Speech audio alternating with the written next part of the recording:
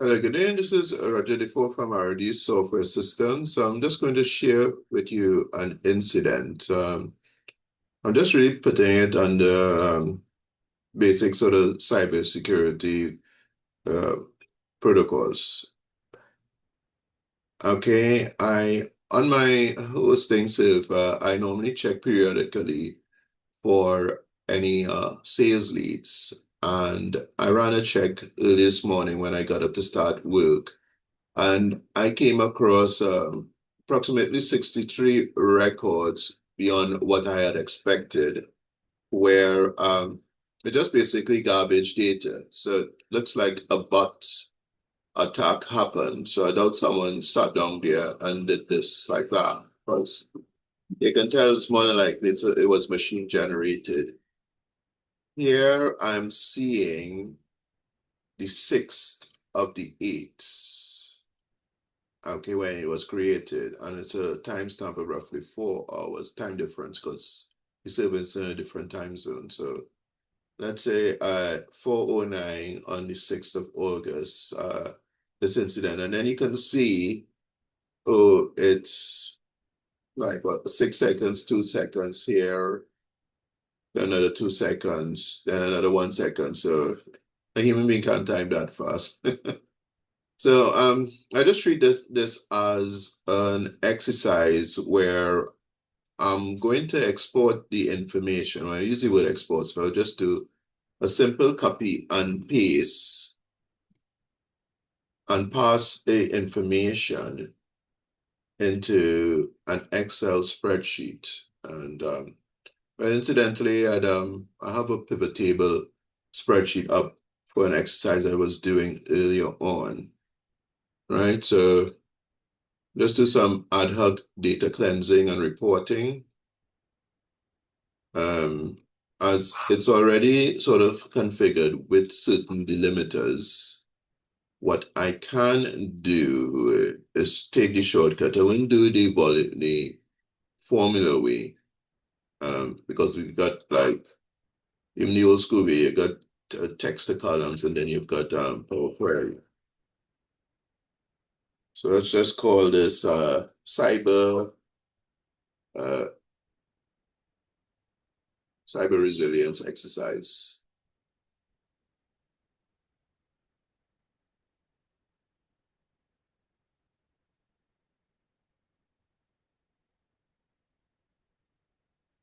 Okay, I will call the sheet that.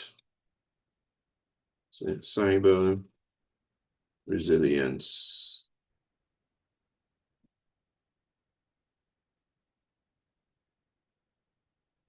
exercise. Okay, and I guess we could name that our input. Copy it across. So it's good that I am doing this sort of incident and sticking to protocols for best practice. So I know the processing portion, it won't interfere with that. So what I can do, I can delete that heading and do text to data with text to column.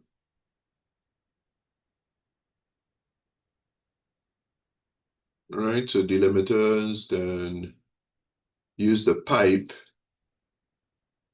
I won't do any tabs. Pipe on your keyboard, shift and the vertical indicator on a Windows system. All right, so you see it's split into its columns there. Text, also it's good text. Yeah, okay, with a bit of general, don't want to get too much into that. Okay, so let's test a set of rows here. Ah, I beg your pardon. So let's do this. I got a bit adventurous there. Delimiters, next, pipe, click next. We'll stick with default setting. Uh, okay, there you go. So I can safely say everything else is doable using that basic methodology.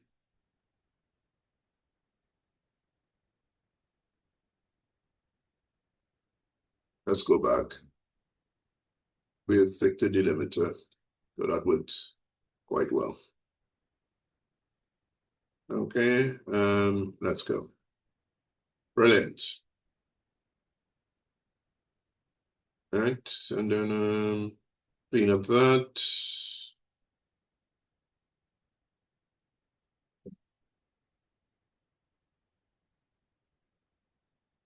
Clean up that.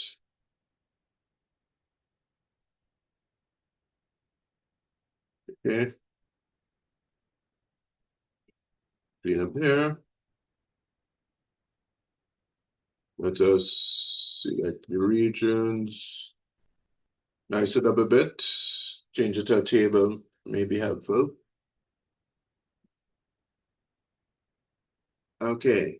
All right, so we can start doing our pivot table on this. Okay.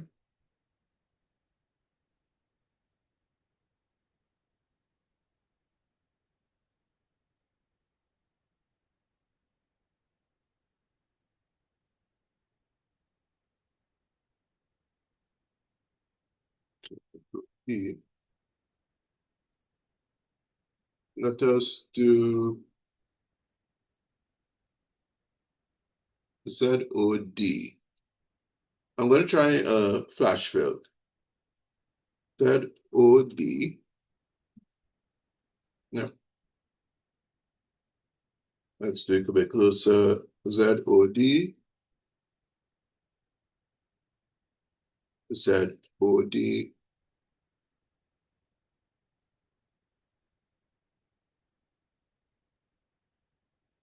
Control E. Okay, so we did I tested out the flash fill. So what I would need to do in this case, assuming it's even uniform characters. Okay, we can do the find. I know in my stuff so I can find, otherwise it would be assuming. So let's say find, find function within the text.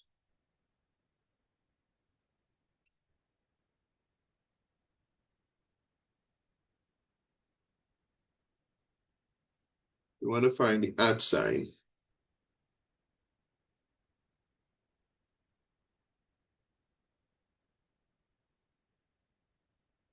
Within this text.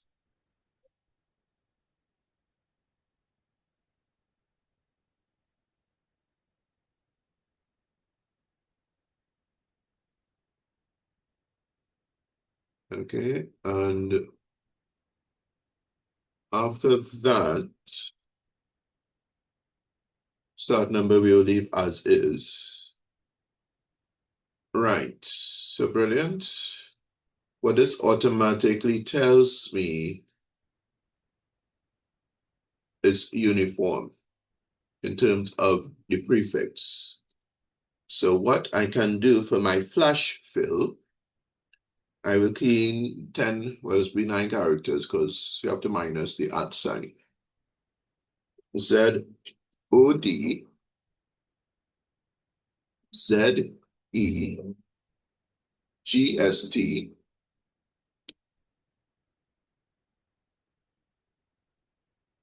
let's do that again. Let us select everything here.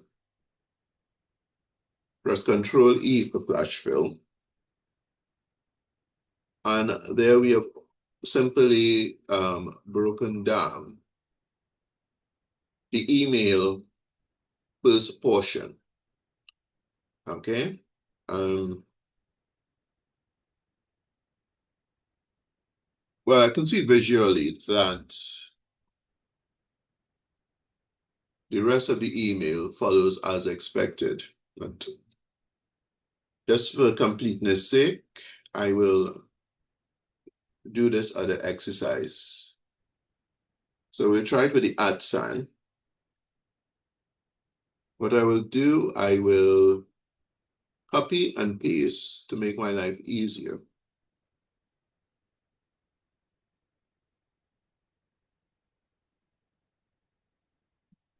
Replace text, try to keep life easier. Control D for duplication.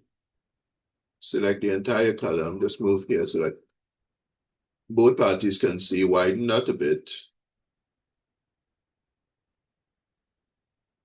And we will select the whole range.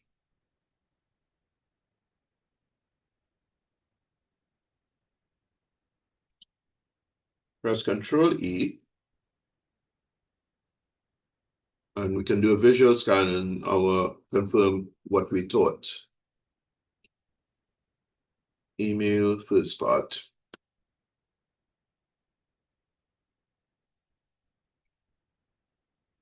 Email first part, it was something, email last part.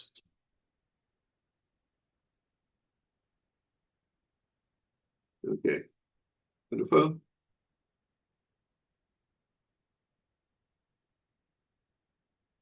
Okay, so now I can just do a little basic pivot table of formatted it in an appropriate format.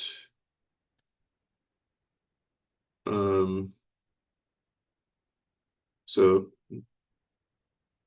Alt N V C. Now what we ought to do, again, another best practice, give my table a name. Let us go Alt JA, right? Give it a name. You can just go table design and select it with your mouse. Spurious, nope. Say, let's call it something a bit more memorable. Say, Cyberdom.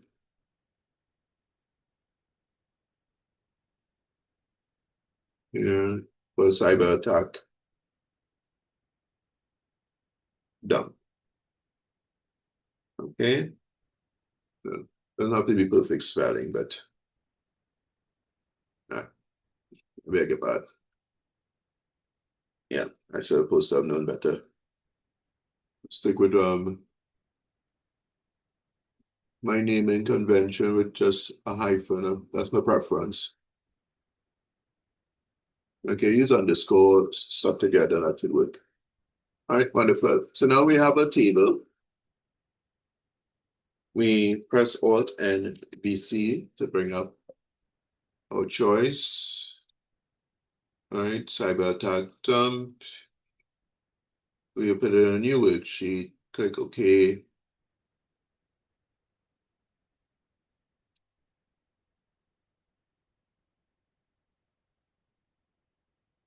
Okay, let us click onto here. Right, and I am going to, right, email first part, last part, we don't want to do that. I want to do it by company name. Let's go back to our data set.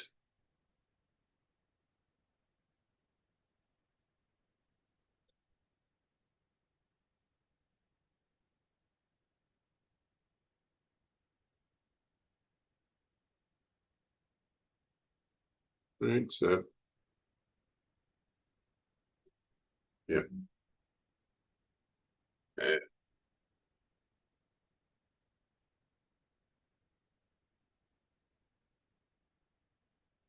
Rename that to ET Cyberattack, ET Cyber Analysis.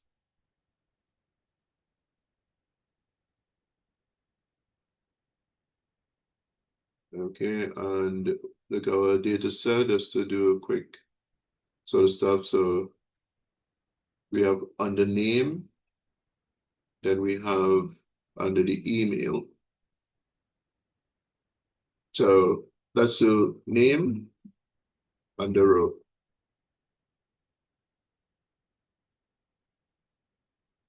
Then I will do email first part.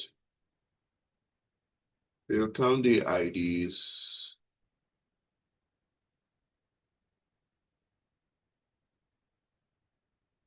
Okay, interesting. So we've seen a pattern where the name versus it's not really spread over. So no basic analysis are telling me something. All right, so then it sounds like it looks pretty much machine-like. Um, I'm doing budgets. That doesn't really show up anything as expected. Company, right. Okay, so those are little matrix type stuff. And they each are 21, so yeah. Okay, so that's a quick thing where I embrace challenges. So what I'll be doing, I'll be doing some work that I planned to do anyway, but I just needed a situation to warrant it. So I noticed some anomalies some time back, but it was like only one record. This is comparatively small if it's, but I prefer not to wait until it hits like 1,000, 10,000 or some ridiculous amount, you know. I know I got the ability to deal with millions of records, but I'd rather do it when I'm teaching or, on a job, a project. Um, so okay, that's sort of that's basic, sort of like practice, but I always do like my practice, a form of continuing professional development.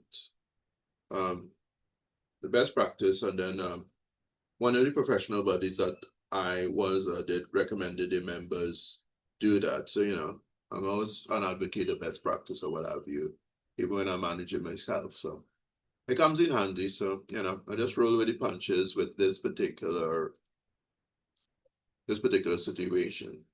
So I just thought I'd show you like instructively how I handle it, whether it be for myself or clients.